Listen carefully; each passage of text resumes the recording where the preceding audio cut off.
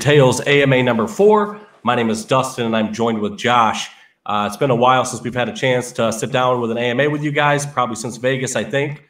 A few things have happened. Kind of want to bring you some updates on what we've been doing, what's been going on behind the scenes, and really just, getting a chance to reach out to you and, give you everything that we have. So first, really, I want to touch on some of the staking updates.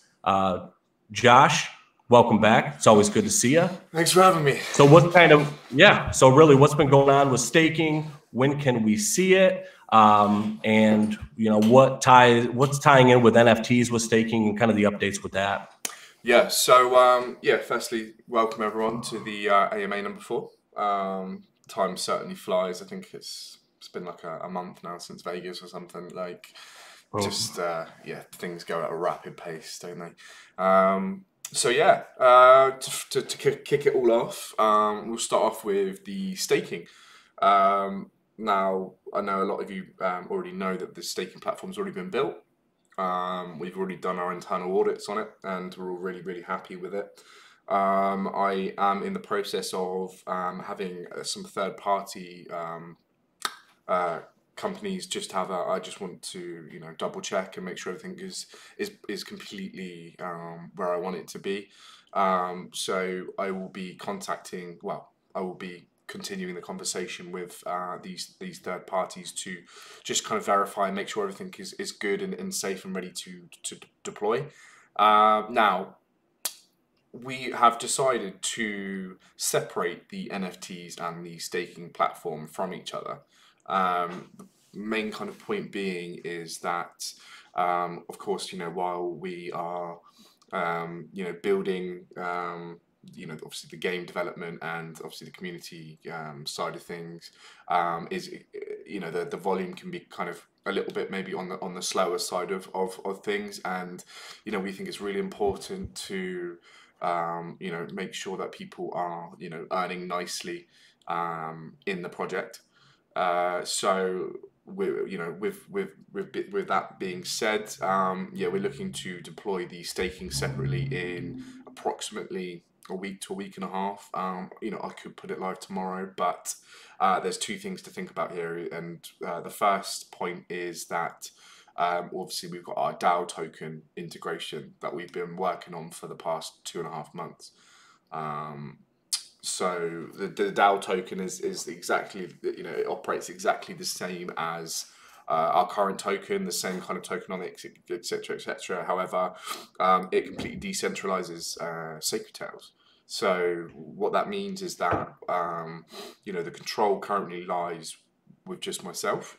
But with the Dow token upgrade on the mainframe of how the contract's written, etc., what it means is that, for example, the locking of liquidity and things like that, you don't need to lock liquidity after you have the Dow token kind of upgrade, because what it does is it means that everyone who holds tokens of Sacred Tales owns a stake in the company, which is something that we've always said and we've always wanted, and that we believe should be a key feature for a cryptocurrency. So we're looking to perform the airdrop within the next week to 2 weeks. What needs to happen is that I need to run through and get the final audits done on the new contract that we'll be upgrading to.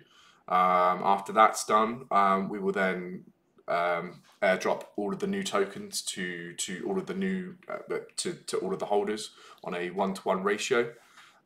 So there's no swaps needed. It's very, very simple. It's when we give the exact date and time, the liquidity will be pulled from the V1 Sacred Tales and it will be pushed into the V2 Dow token. So it's very, very simple. Everyone will keep the same amount of tokens. It's the same circulating supply. So nothing changes apart from, obviously the actual contract itself will change with the upgrades. Unfortunately, in the blockchain space, to perform an update of this kind of caliber, you do have to migrate. Unless you're kind of building like a proxy contract where you can kind of make the updates on the fly. But Yeah. It will be a new CMC listing, etc., etc. Yeah, that's possible. Yeah, I can probably get that done so it is a new CMC listing actually. But sometimes they override you and they just Update the contract. update the contract like we saw with Instinct in the past. So Yeah. I think it's a little bit different this time as it's a DAO, but as the name and structure stays the same. It's we will see. But regardless of whether CMC whether we get that a new CMC pump or anything like that, I'm really not kind of concerned about that. I mean, it's nice for volume, of course, but we're here for the long stay. We're here to build an amazing game. So Yeah. that's And it really gives a peace of mind. Sorry for cutting you off, Josh, but as a long-term holder, especially in a gaming project, having a DAO token and giving the community the power is really what you want. You used to always hear about devs renouncing ownership and stuff like that. Well, doing a DAO token is really renouncing ownership. And that's just, for you guys, your safety long-term. And just if we get another CMC listing, we're not going to be too upset about that. We're going to enjoy the ride, but this is something that needed to happen for everybody, and it's a good thing. And I think that's exciting news, Josh. So yeah, I'm sure we'll keep you updated, and with pins and everything like that. But essentially, all you'll need to do is just add the new contract address in your wallet, and you'll be set. So yeah, simple. If I'm not mistaken. I'm sure I'm sure majority of people here before have experienced an airdrop migration. It's so straightforward, so easy. And it's really important for the the long-term future of Sacred Tales, and coming from a point of a new investor that they can buy into this, and then their tokens give them a vote or a say in future updates and stuff. I think it's really kind of DAO tokens themselves are very powerful in the sense of the more tokens you have, the more voting power you have, and some people really want to have a strong say in decisions, especially where their money's invested. So I think it's a really, really exciting thing for us, and it's something that was always on our roadmap. It was always planned. It said if you check the white paper before we launched it, we said it exactly when we were planning to do so. So at this current moment, I believe in approximately like a week from now, liquidity unlocks, or it might already be unlocked. I'm not particularly sure. I have to double check on the dates, but really exciting, really happy that No, it's good stuff, man. And you kind of brought up something that I want to talk about a little bit, which is the roadmap, because we've seen a few things in chat come up where people maybe were confused about what was going on, or maybe we were skipping steps. And really, guys, you got to think about, what we're doing in a gaming project. There's so many different timelines and so many people working on different things. So we can't particularly wait for one thing on the roadmap to get done to move to the next. We kind of have to work throughout the roadmap and accomplish what we need to get done. So some things will happen sooner, some things will happen a little bit later. It's really things that are out of our control. There's nothing we can do about that, because really we've instructed Timba Games and everybody that's involved that we want it the way, that we like to play, how we want to play it. So it's going to take some time for some things to get done. But our goal and priority is always to make sure we're getting the things done that we're telling you we're going to do. It's just, time frames working with other people sometimes just get kind of mixed up. But I did want to just address those concerns. And if Josh, you want to kind of build off of what, the conversation, the roadmap, and, give your thoughts and opinions on it. Yeah, absolutely. Before I do that, there's a couple of questions that I've seen what we've just been speaking about, so I want to jump straight in and kind of just answer a few of these quickly. Michael asked, liquidity is easy to move to. Yeah, liquidity is really simple to move. It's literally just a case of performing a couple of functions on the contract, pull it out, and then add in the new liquidity for the new token deployment. Very simple. It's been done by myself before with Instinct, so absolutely no problem on that. And then Ryan asks, so just to confirm, all we need to do is add the new contract address in our wallet and our tokens will automatically be there. Yeah, that's correct. Literally all you do is add the new contract in. Obviously, we pull the entire list of holders. We pause trading when we give the specific time that we're going to be doing so. After that point, literally it's carbon copy, airdrop, all straight to to your wallets that you're currently holding Secretail's tokens in, and you get the old tokens and you can keep them and they're useless. So yeah. Just to kind of touch base on what you're saying about I've got another question. Why was the Dow token not done from the start? We don't particularly take kind of kind of random questions like that, but I'm happy to on this one because Jarman, a Dow token, it obviously was a very kind of complex thing to kind of tackle because there's a lot of security risks with developing a Dow token.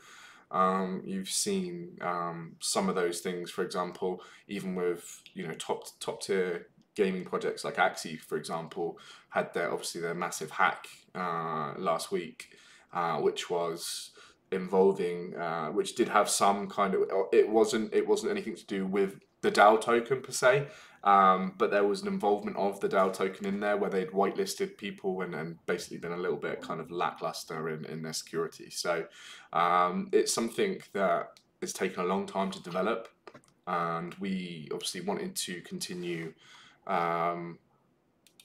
with development of the game. We would have just been at a standing point and we would have been here now without any investment or any game development back from January. So it was important for us to release our token, to get the funding to continue development, and obviously to fund further development of the Dow token. Now it's ready. Now we can migrate over. It's all in the white paper if you want to have a look, and there's a bit more kind of technical detail and stuff in there. So yeah, feel free to check. Now, hey Josh, real quick. Yeah. You might want to hop over to the Zoom meeting because there's a remaining time of 9 minutes on there, so we got to just extend our timeout, or it's going to cut our video out of the stream. Okay.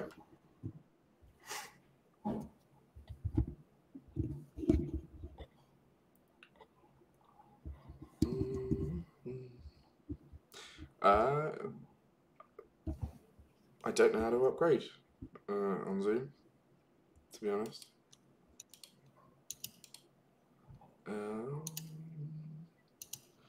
Maybe we'll let Glitch, if you can hear us here, let's head over to Zoom if he has access to it and see if he can figure out how to extend our time frame on here. Because we definitely have more to talk about than 8 minutes for you guys to bring you, and it's going to cut our video off.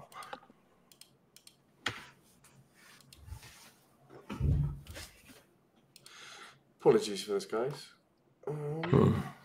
We've had technical difficulty upon difficulty today. I don't think anything's gone particularly smooth for us, has it really? No.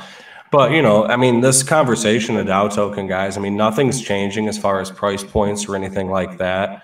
So don't worry if you think there's going to be any valuation changes. There's not. And it's going to be a one-to-one swap. So, you guys probably won't even know about it unless we just told you.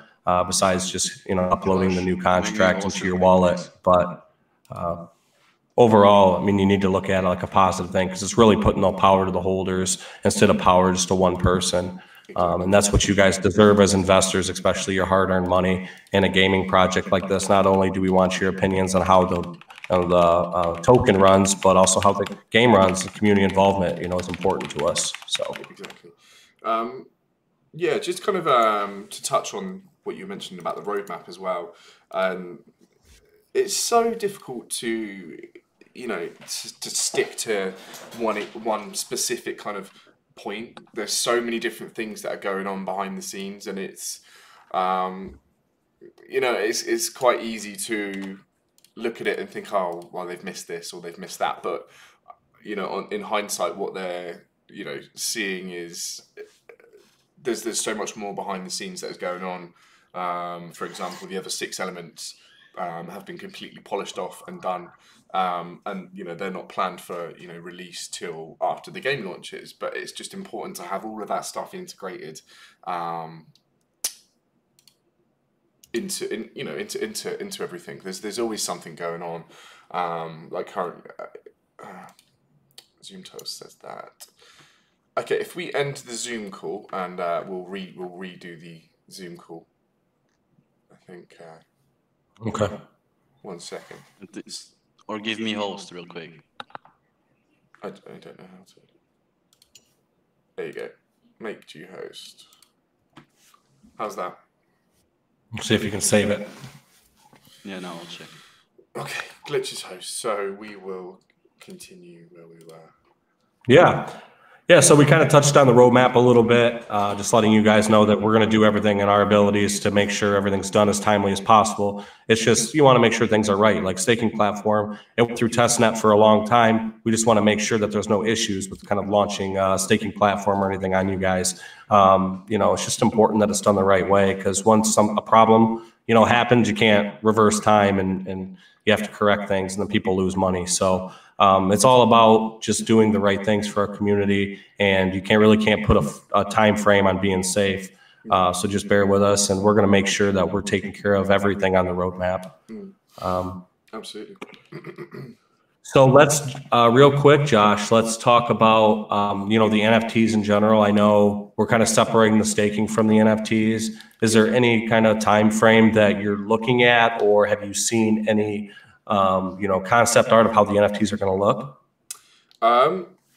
Yes, so we are currently working extremely hard on getting the NFTs ready. Obviously, they are, the bread and butter of what Sacred Tales is.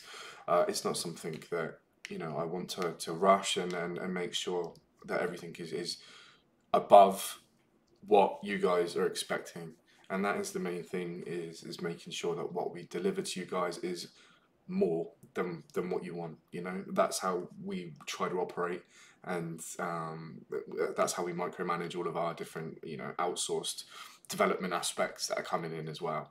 We're currently all of the artwork for the NFTs is completely done. The final the 3D modeling and animation is going on rapidly, but that's for the game now. So for example, when a Shinsei performs a certain move, or if a Shinsei dodges an attack, or if a Shinsei faints, if you transform one Shinsei to another, all of that good stuff is currently in progress. They have done it all for the dark type of Shinsei at the moment. So what they do is they narrow down in tunnel vision and focus on one specific character.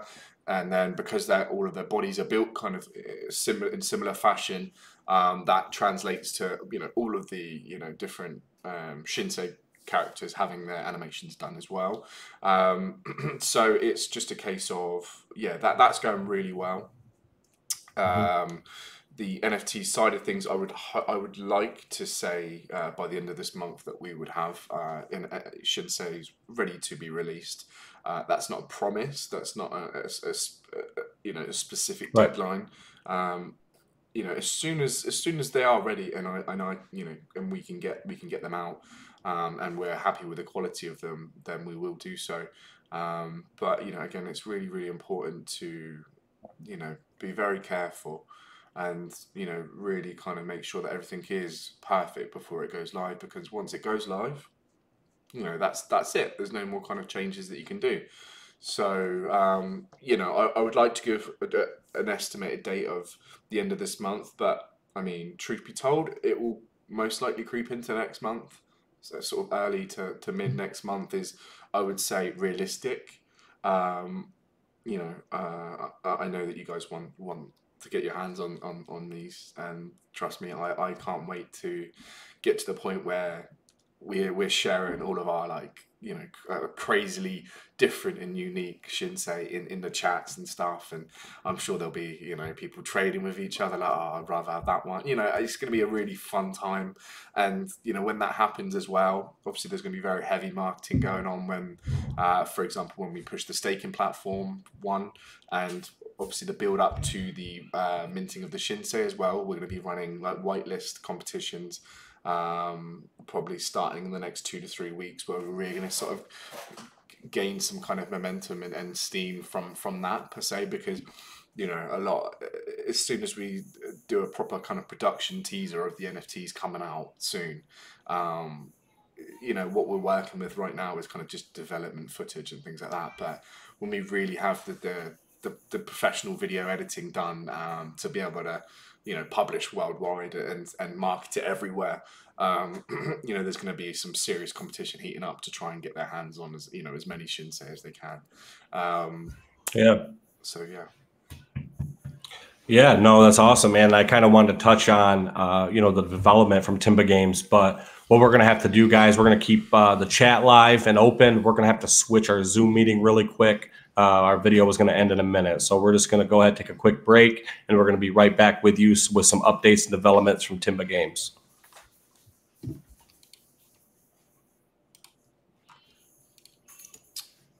Right, we are still live on the voice, but I will redo the Zoom and Let me do the voice real quick then.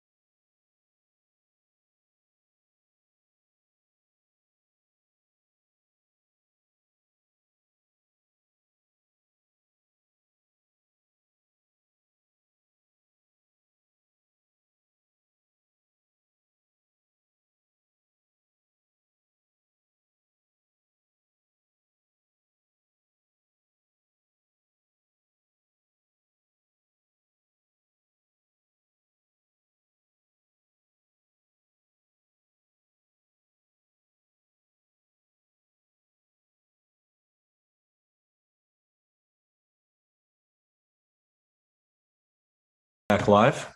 we are back Not live. yet. Oh, we are? Yeah, okay. we are, yeah. Awesome, guys.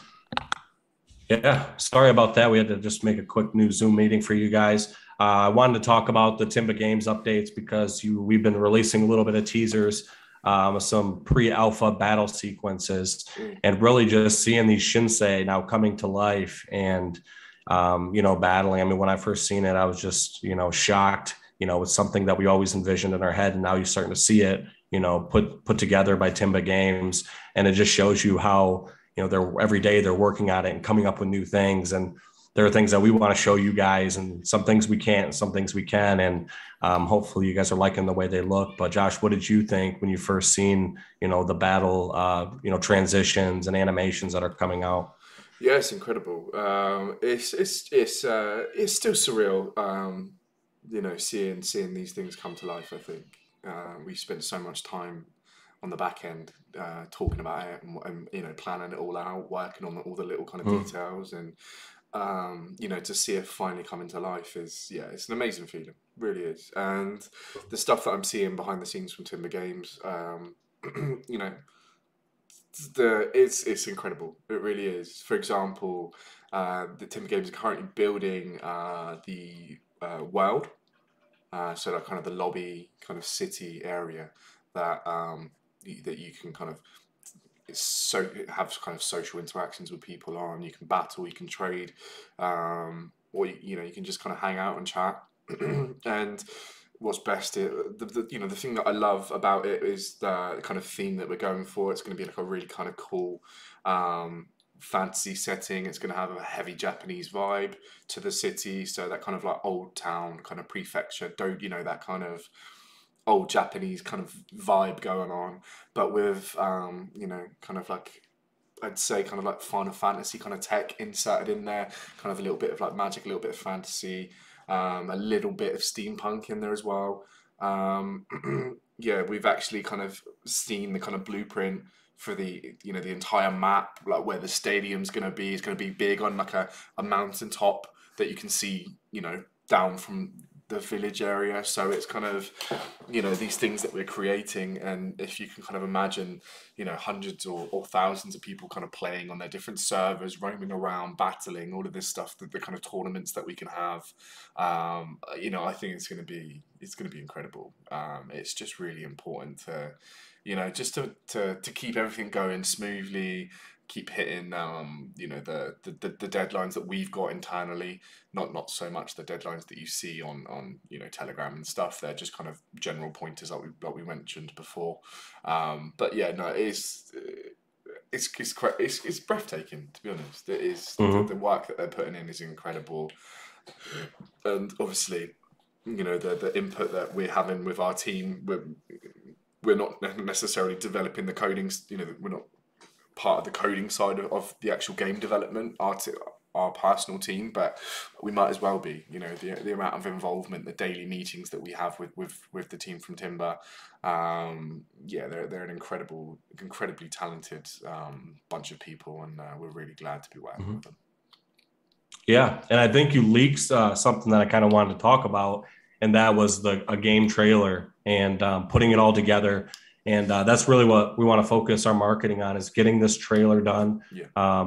And then once we get our hands on that trailer, it's going to be really targeted towards blockchain games. DApp Radar is someone that we've been working with, and they've really came a long way since I've even been speaking with them, a year ago almost, with Instinct.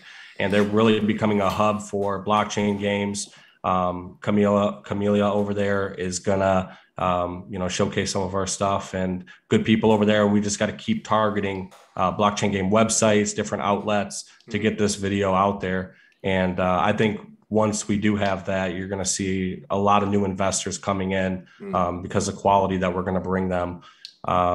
So yeah, I think for the most part, we've covered what we wanted to talk about. I think in general, the market is starting to look a lot better than what it has in the past few months. We're starting to see the green light, or the light at the end of the tunnel. And I'm hopeful that BNB is now going to start getting some steam going into what we call summer here in the United States. I don't know where it's, what season is where you're from, but typically in the summertime, we start seeing the bulls come out a little bit more. So, Josh, what are you seeing in the market? I mean, I know you follow a few different things and you're involved in a few different things. So, yeah, I don't necessarily follow. Sorry, I cut you off there. No, you're fine. I don't necessarily. I do like to support a couple of projects here and there. Any kind of metaverse related aspects, I like to support pre-sales and things like that. I mainly stay in the BSC ecosystem because that's where we're from, and we're. It's funny. Sorry, this is completely random. I just remembered. I just saw another token the other day. They migrated from BSC to F, completely paused trading. I don't know why that's made me think of that, but it just makes me laugh because BSC is where it's at, man. If you can't handle the heat, then jump off to F. See ya. Just throwing some shade at a certain token, and I think a few people know who I'm throwing shade at. But I hear it all the time. Like the BSC network is full of cheats, all of this bollocks, and it's just bollocks. It is, because look, this is in my opinion how it works. What you have is you've got loyal people that genuinely believe in the project, and these people, through thick and thin, through rain or sunshine, they'll be there. They'll have your back, and I guarantee every single person in this Sacred Tales chat is one of those people. And thank you, legend. And we're gonna make it worth your time. And the second type of people are the people that throw around money every day, and they are the people that will pump the charts to absolute extremities. They will, like all of the people holding their bags now, they're the people that are going to make you shit tons of money. These people, these G's, they are, because the kind of marketing we're going to be doing, the kind of viral marketing we're going to be doing. Our tournament token, our tournament wallet has almost $25,000 in it right now, and how our volume has been insignificant. Mm-hmm. You know, when we start teasing, you know, trailers for the game, like an actual full-on like footage of crazy shit happening in battles, and you know, I'm talking to you kind of casually right now because you know, Mm-hmm. there's a time for being like professional and stuff, but like it just for me, it's when I see people in chat and they're kind of like worrying about marketing and stuff, it just and I'm just being completely honest. It just goes straight over my head because I know what we're going to do with our marketing, Mm-hmm. and as soon as you put whether it's $50,000 for let's use $50,000 for example for our first tournament of Tails. If that goes live, tournament of Tails in starting in 2 weeks, $50,000 prize pool or whatever, you know, $30,000 for the first prize. You know, I'm not saying that's going to be the actual figure, but you have to remember the amount of people that are going to jump in just to try and win, you know, Mm-hmm. just to get involved in it and try and win in this tournament. All you have to do is you have to get one person with some, you know, some relative influence, whether that's via Twitch, whether that's via YouTube, any one of these different influencer avenues. Videos are obviously more important, are very, very important for us in that aspect when it comes to advertising the game and the tournaments and stuff like that. But you know, all it takes is that specific thing that we've built in to the game, into our ecosystem from the very beginning, is that tournament tax. Now, people laughed at us with that tournament tax. We got critiques from a couple of different YouTube influencers saying, "Oh, it's not really relevant right now." Yeah, but it is, because people Mm-hmm. aren't looking at the long-term vision, and that is Right. the creme de la creme, in my opinion, is the fact that, you know, we are currently building that tournament prize pool day in, day out, and it's going to be Mm-hmm. at a scale of esports level funding of tournaments. You know, like Yep. I don't think we can have commentators live on Twitch sat at goddamn desks. Like, I want them Mm-hmm. sat there in their suits. Okay, I want to. Do you know what I mean? I want that kind of vibe. I want that Definitely. atmosphere, and I feel like there's no reason why in the crypto community we can't have that. Um, you know, it's all about funding, and we have that specific funding there for that specific purpose.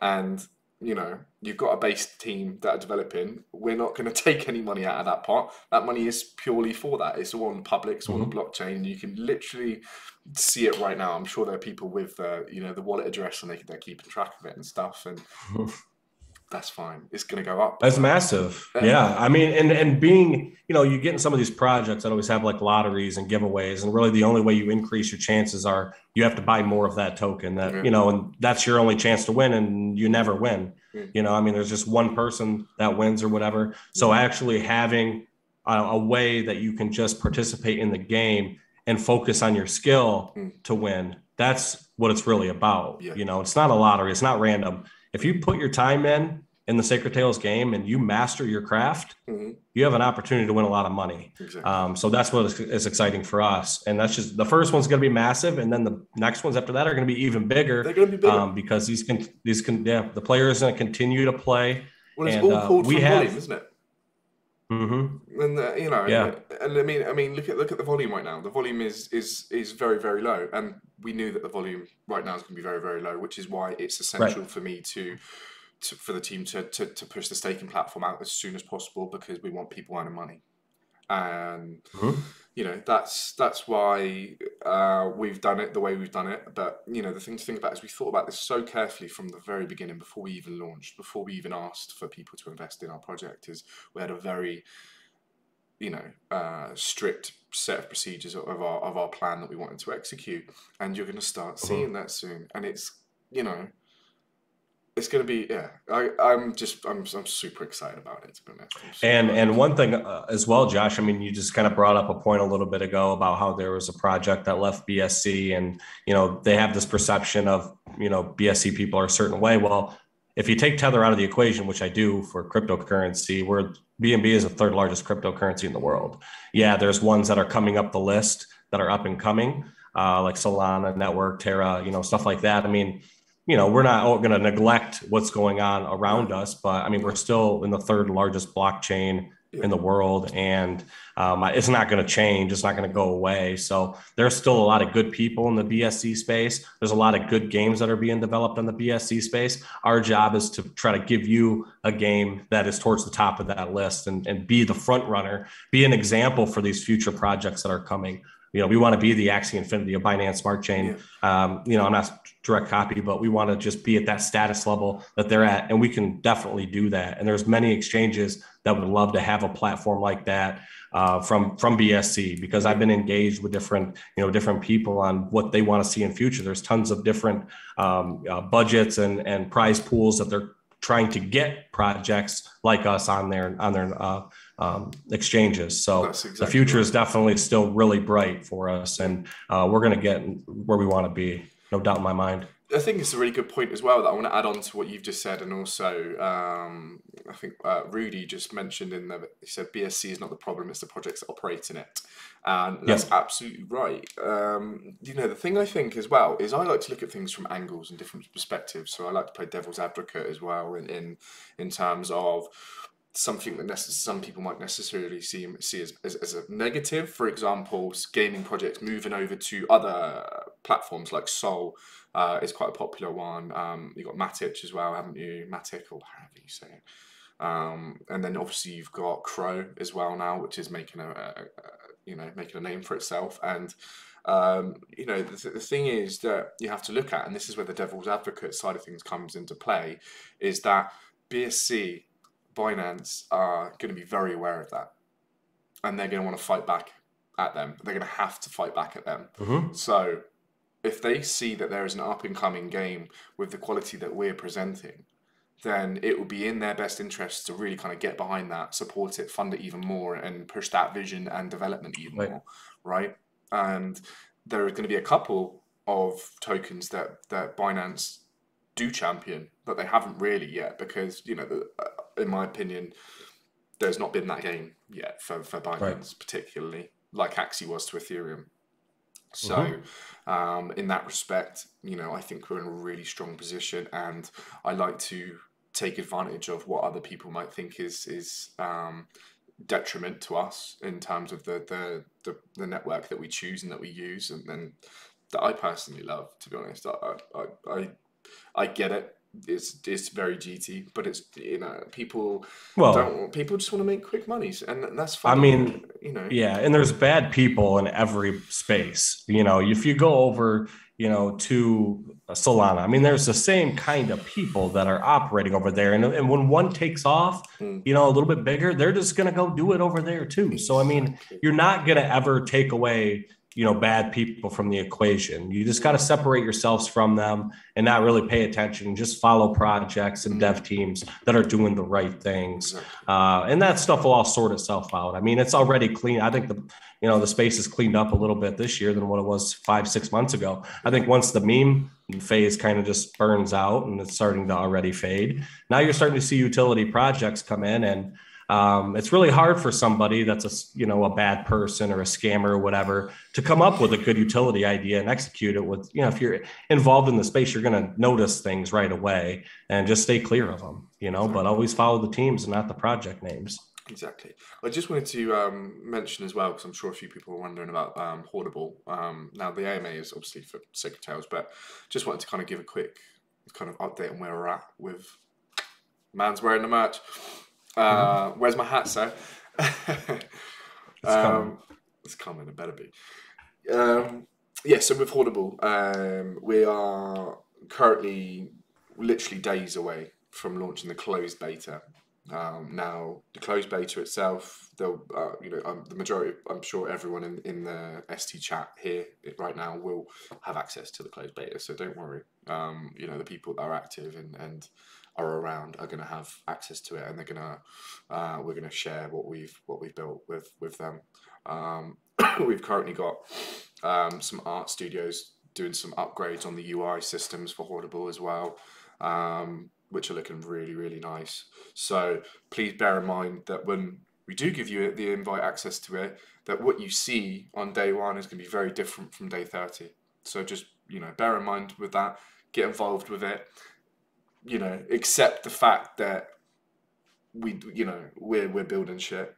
And I think as soon as you kind of log in and see like what we've been working on for these past months with Hordible, it's going to give you that even further boost of confidence in what we're going to deliver with Sacred Tales and Instinct as well. So, you know, I'm really excited about just not being words anymore. It's frustrating for me because obviously development is a very slow process, delays happen, etc., etc.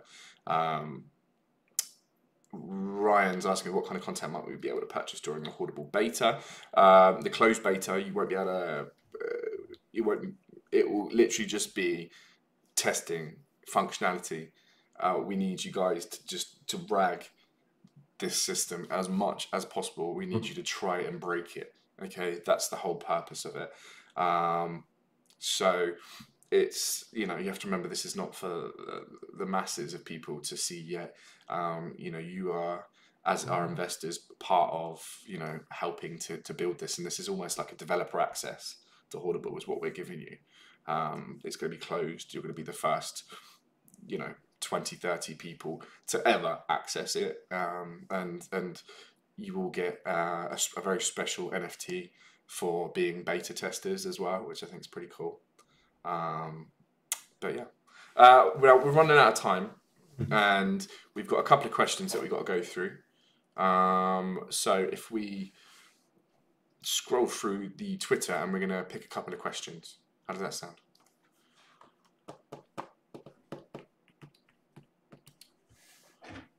Is that what you're doing?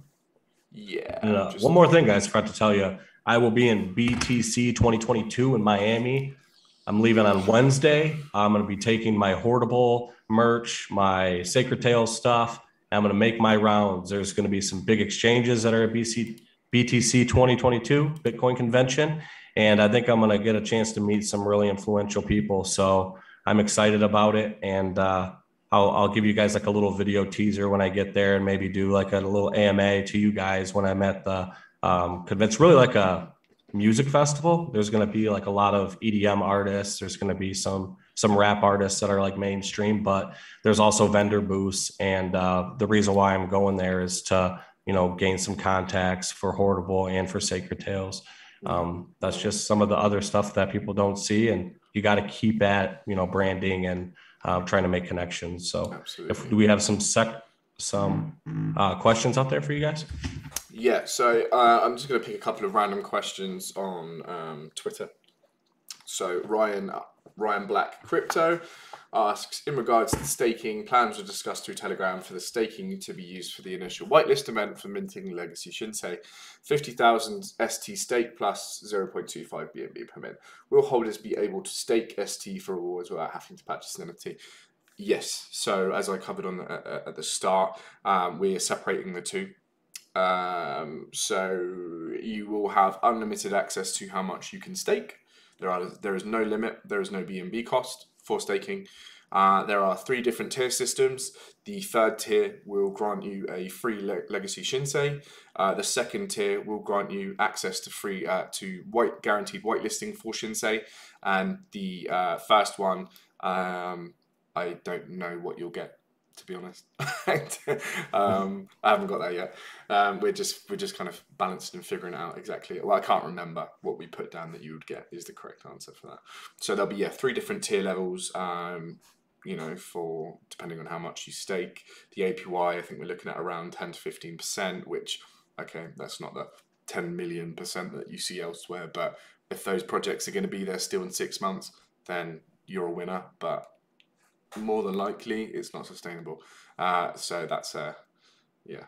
I wish people the best that are in that situation. I'm not saying that, you know, bad things are going to happen, but just be careful with you know, high promised returns, because those tokens have to come from somewhere. So someone promising you a 10,000% APY or something like that, like, you know, you have to kind of question that.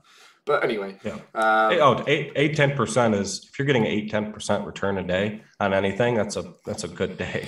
So yeah, there's some good staking platforms out there, and we want to make sure that, you know, ours is up to par with everything that we've seen and used. So yeah. So I've got a question that I think you could jump on. This is completely, you have no idea what I'm going to ask you now, Dustin. This is fun. No, I have no idea. Okay, so how has your relationship with Timber Games been with the development of the game?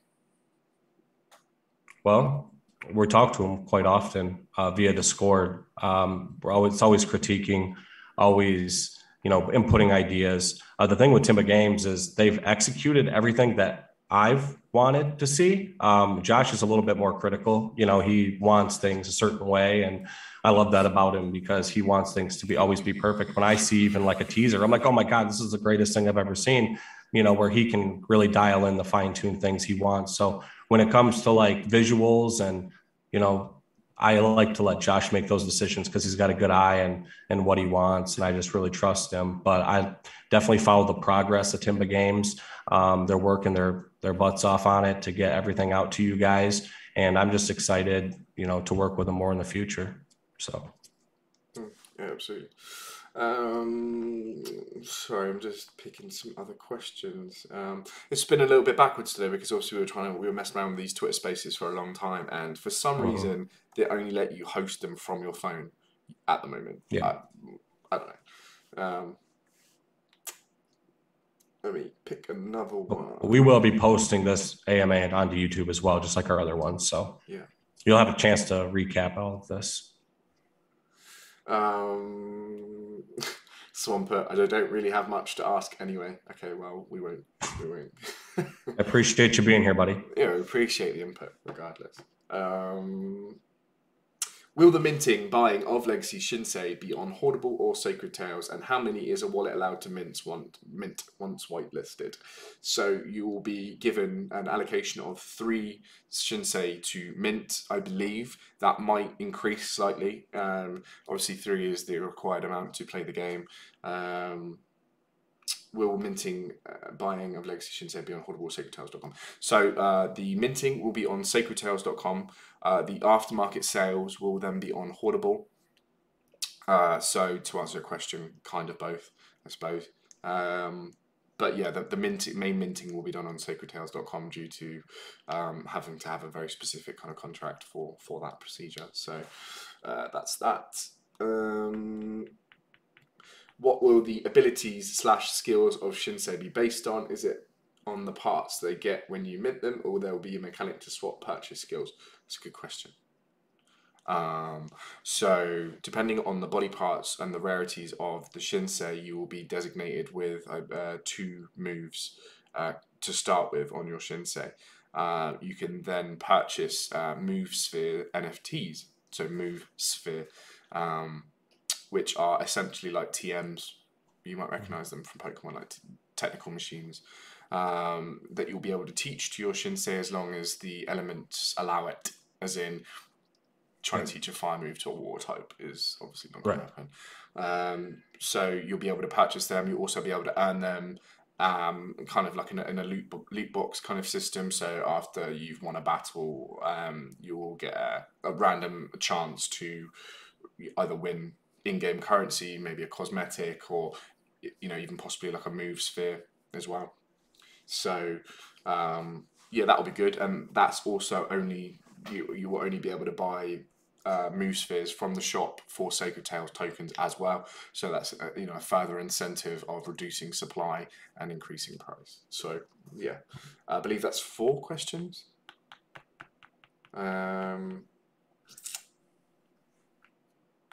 Last one from Michael. Will the Shinsei specs eventually grow, decrease after battles, experience points, strength, etc.? If so, then if you rent a Shinsei, could it potentially lose some strength, or will it only increase if you win, and will stay the same if the battle is lost? So when you will eventually be able to rent your Shinseis out to people, they will not be able to change or alter your Shinsei in any way, capacity, or form. That is only for the owner. They will only have temporary ownership of the Shinsei. Shinseis do gain experience. They don't have levels per se. The kind of power stats are based in the rarity of the body parts. That's where the power comes from. However, the experience points comes from obviously battling things like that, which will correlate into like the move spheres that you can teach. There are different tiers of different moves. So obviously, to kind of simplify it, Hydro Pump to Water Gun, there's obviously different power levels and different tiers there, right? So for the top tiers to be able to teach to your Shinsei, you're obviously going to need to have some decent experience with your Shinsei to do so. And yeah, that's the 5 questions from Twitter. Yeah, so they're basically, you're not going to get hindered. Your Shinsei is not going to get damaged or depleted strength if it's rented out. It's basically, they're just able to use it at its current state, and you're going to get it back in its current state. Yeah, that's it. Yeah, that's it. Cool. Okay. So yeah, I think that's about it for today. I think it was good. We've taken up enough of your guys' time. Thank you for tuning in, and thank you for the questions. Thank you for all the support in chat. The patience, as always, is a godsend. I cannot tell you how important it is, even for the development side of things, that everyone is so calm, patient, and supportive, because it puts us in a good mood every day that we wake up. We're not stressed, we're not anxious, we just jump straight into our work, and you guys are allowing us to do that. So, a massive thank you to everyone, really, as always. Yeah, no, thank you guys so much for tuning in. We're going to keep bringing you guys all the updates as they come. It's always good just to be able to chat with you guys or see you. Shoot us a message if you have any questions maybe that we didn't answer. But this is a long-term vision for us, and we just enjoy having you guys, along for the ride. So take care, guys. Until next time. Absolutely. Ciao.